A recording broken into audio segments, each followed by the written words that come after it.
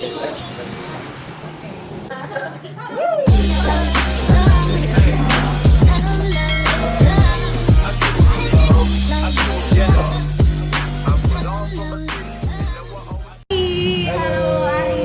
Oh iya. Apa kabar Mas? Alhamdulillah baik. Ya, say hi dulu dong ke kamera Mas. Halo.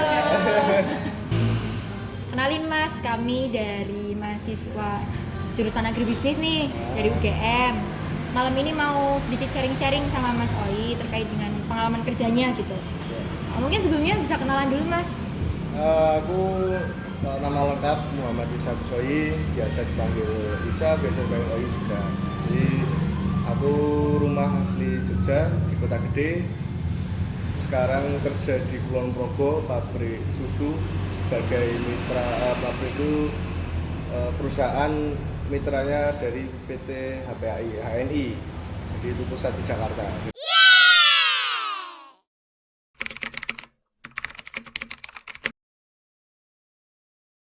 Mungkin kita langsung ke sharing-sharing aja nih Mas. Kalau boleh tahu untuk kerja sendiri udah berapa lama sih Mas? Aku kalau kerja yang di mana? Di perusahaan yang Perusahaan sekarang. Yang sekarang itu udah 2 tahunan. Udah 2 tahun. Berarti udah cukup berdinamika banget nih di... Ya lumayan. Nah mungkin mau tanya aja sih kayak kesan selama bekerja di Mitra HNI itu gimana selama ini Mas? Selama ini cukup menantang karena memang sebenarnya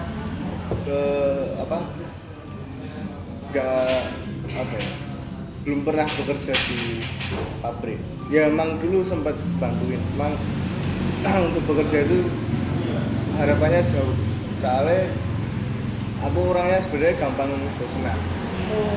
Jadi ketika masuk pabrik di situ dan tempatnya ada di Kulon Progo yang lumayan nggak kayak di Jogja lah yang kota ramai gitu. Nah itu agak lumayan menantang buat aku sendiri. Jadi harus beradaptasi.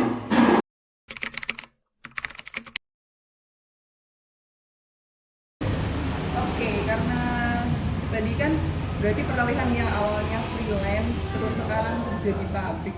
Nah, itu kira-kira udah kira-kira pekerjaan yang sekarang itu sesuai sama passionnya Mas Oi atau enggak sih? Atau emang mencoba hal yang baru keluar dari zona nyamannya kayak gitu? Kalau aku mungkin berawal dari itu kalau pepatah Jawa ngomong tresno jalaran kulino. Jadi ya awalnya emang berat, tapi lama-lama kalau aku mengatakan passion sebenarnya juga enggak.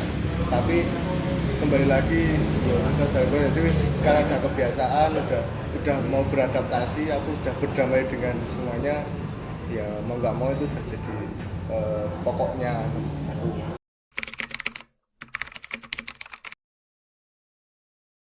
Oke Mas, kira-kira masih ada nggak sih perasaan pengen cari pekerjaan yang lain atau udah kayak mantep di pekerjaan yang sekarang?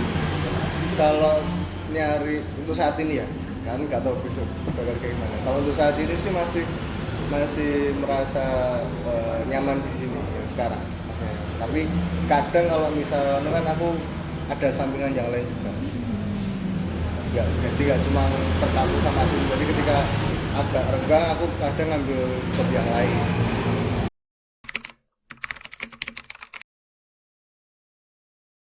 Jadi sebenarnya ekspektasinya Mas Oi di dunia pekerjaan itu kayak gimana?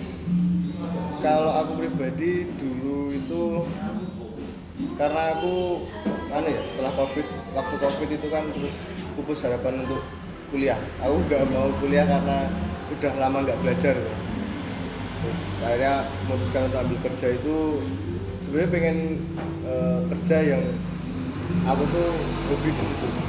Kayak misal ya ketika aku suka jalan-jalan. Nah peralihanku itu kadang ngambil job, kenapa aku kadang ngambil job nyupir event itu karena aku udah suka di situ.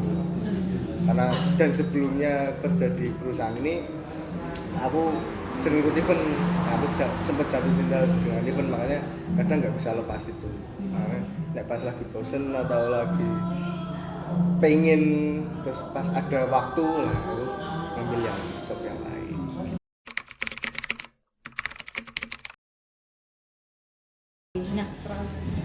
Gen Z nih Mas, gimana sih Mas Oi itu memandang ciri-ciri karyawan Gen Z? Kan Mas Oi kan sebagai salah satunya ya. Gimana sih ciri-cirinya pegawainya Gen Z itu? Kalau aku pribadi sih lihat dari tahun kelahiran. Jadi antara kelahiran 90 2000 nanti 2005 ke atas itu udah beda. Bahkan 2000 aku 2003, 2004, 2005 itu udah beda. Jadi apa ya? Dari pandanganku sih kalau penglihatanku ya, yang di bawah-bawahku tuh banyak yang apa ya, bisa dikatakan manja lah, kerja itu manja, jadi terlalu banyak keinginan, jadi dia terlalu kuat idealis, terlalu idealis, dan sebenarnya itu menghambat dianya sendiri karena idealisannya itu. Ya itu sih. Jadi perbedaannya kalau misal yang tahun 90-an itu rata-rata emang mereka menikmati pekerjaan, dia melaksanakan tanggung jawabnya dia dulu, baru nanti kira-kira kalau emang nggak cocok atau gimana baru out atau gimana. Nah, kalau yang 2000-an 2004 itu rata-rata tuh kalau aku lihat apa ya, dia terlalu idealis, jadi ketika dia agak nggak cocok ke ini, nah terus langsung merasa nggak nyaman lah, terus overthinking dan sebagainya. Jadi itu kayak aku lihat manja itu. Oke, mungkin ciri-cirinya yang bisa aku highlight tadi kan bahwa Gen Z itu cenderung lebih malah manja gitu ya, dan idealis gitu ya. Pengennya orientasinya hasil sesuai dengan dirinya sendiri. Dan dia kan ikut orang ya. Dan masih pengalaman kerjanya mungkin belum sebanyak itu gitu ya. Mungkin pertanyaan selanjutnya lebih mengarah ke gimana sih saran dari Mas Oi gitu,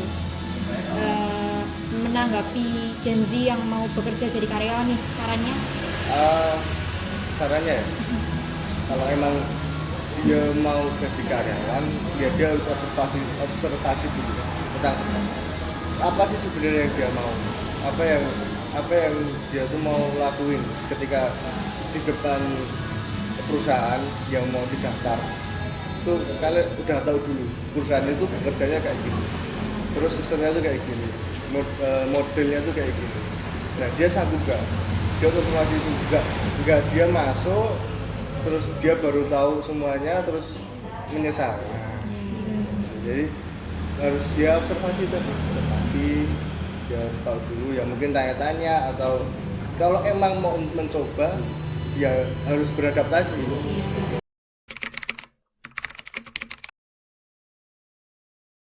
Kan berarti tadi kalau di situ bisa kita lihat kalau Gen Z itu gampang banget ya, keluar masuk. Cuman kan kalau dari aku lihat dari yang pernah aku dengar juga, mereka biasanya bilang kalau ya kita ini pengen cari pengalaman banyak. Kalau misalnya satu perusahaan doang kita nggak berkembang bang. Itu tanggapannya gimana? Sebenarnya itu juga bagus kalau dia emang mau mencoba. Cuman dia juga harus tahu bahwa perusahaan itu nggak bisa dimainkan. Tapi jadi ketika dia mau masuk, dia juga harus punya plan. Nah, pentingnya plan itu nggak terus cuma 1 minggu lah. Kadang kan ada cuma 1 minggu terus nggak sesuai dengan atasannya, nggak sesuai dengan supervisornya atau manajernya, terus merasa nggak mau lagi kerja di situ. Nah itu sebenarnya malah perusahaan nggak suka ya gitu, karena perusahaan merasa dimainkan kan gitu. Ya walaupun kadang ada memang perusahaan itu sistemnya nggak baik, ada. Nah itu emang haknya kita sebagai karyawan memutuskan untuk segera keluar atau